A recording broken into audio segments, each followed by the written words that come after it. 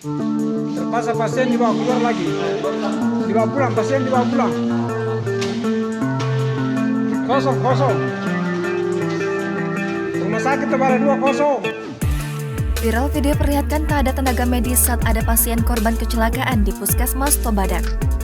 Beredar sebuah video memperlihatkan suasana puskesmas dalam keadaan kosong saat pasien korban kecelakaan diantar oleh keluarga. Video tersebut diunggah akun Instagram @mateng_update berdurasi kurang lebih 2 menit. Dalam video tersebut terdengar mengatakan kosong tidak ada orang. Sementara terlihat dalam video 2 pasien korban diduga kecelakaan terbaring di tempat tidur pasien dengan beberapa luka.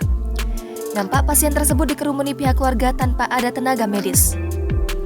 Dalam unggahan video diberi caption, sejumlah keluarga pasien mengeluhkan kondisi puskesmas yang ada di Tobadak 2, Kecamatan Tobadak, Mamuju Tengah pada Sabtu malam 11 Juni 2022. Hal tersebut diakibatkan saat mereka membawa pasien darurat kecelakaan dari motor, mendapati kondisi puskesmas dalam keadaan kosong tanpa tenaga medis. Akibatnya, mereka harus menunggu setengah jam lamanya, tulis dalam caption video tersebut. Saat ditelusuri, peristiwa itu terjadi di Puskesmas Tobadak, Kecamatan Tobadak, Kabupaten Mamuju Tengah, Sulawesi Barat. Tepatnya di Desa Mahehe, Tobadak 2. Dikonfirmasi salah satu keluarga pasien, Imron membenarkan kejadian tersebut.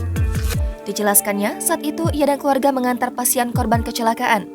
Namun sesampainya di puskesmas, tak satu pun tenaga medis ada di tempat. Dia mengungkapkan pihaknya menunggu hingga kurang lebih setengah jam baru ada perawat. Hingga berita ini diturunkan, awak Tribun Sulbar sudah coba konfirmasi ke pihak Puskesmas Tobadak, namun belum direspon. Terpaksa pasien dibawa keluar lagi.